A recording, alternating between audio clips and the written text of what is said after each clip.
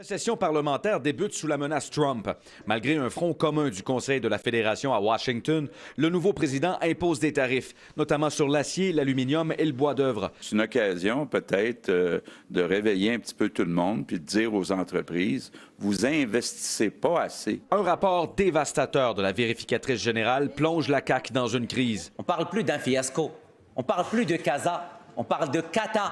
Comme catastrophe. Le projet SACLIC coûtera au moins un demi-milliard de dollars de plus que prévu. L'opposition exige la démission des ministres concernés. C'est finalement Éric Kerr qui écope. Le gouvernement instaure une commission d'enquête. La nomination du commissaire Denis Galland polarise. Je peux pas croire qu'il n'aurait pas pu nommer quelqu'un d'autre. Pourquoi choisir quelqu'un qui a des liens étroits avec la personne en charge du Conseil du Trésor? La rigueur, l'intégrité du juge Galland, c'est pas être mis en question. La gestion des finances publiques du gouvernement est critiquée de toutes parts. La CAQ dépose un budget déficitaire record de 13,6 milliards. Le Québec voit même sa cote de crédit abaisser. Lors des bilans de session des partis vendredi, le premier ministre relativise. On a battu l'Ontario puis le reste du Canada en économie. On parle d'une explosion de la bureaucratie, 22 % d'augmentation, alors qu'on promettait de faire le ménage. Les projets sont mis sur la glace, notamment la reconstruction de l'hôpital Maisonneuve-Rosemont. Est-ce qu'ils attendent que le toit s'effondre à Maisonneuve-Rosemont? La Chamère, c'est le Titanic de la CAQ. J'ai dit qu'on allait trouver une solution dans les prochaines semaines. J'ai été très clair là-dessus. Les exemples de vétusté de l'établissement pleuvent sur le ministre de la Santé.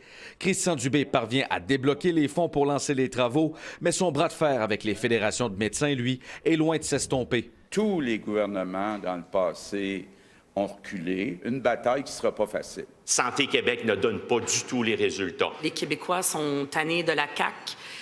Et avec raison. Le désamour des Québécois pour la CAQ profite au Parti québécois.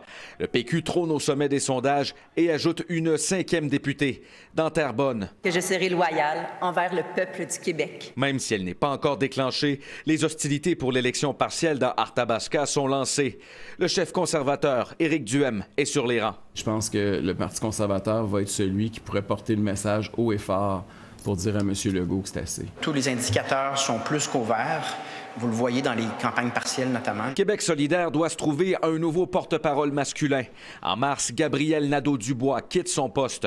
Usé par la politique, le député de Gouin se retirera définitivement en 2026. La ferveur de son engagement est difficile à égaler et c'est un honneur pour nous de travailler puis de continuer de travailler avec lui. Redonner de l'espoir, un espoir perdu. Le PLQ et ses militants ont quant à eux les yeux tournés vers leur course à la direction. Le 14 juin, un nouveau chef sera élu parmi les 5 candidats en lice. Pierre-Antoine Gosselin, TVA Nouvelles, Québec.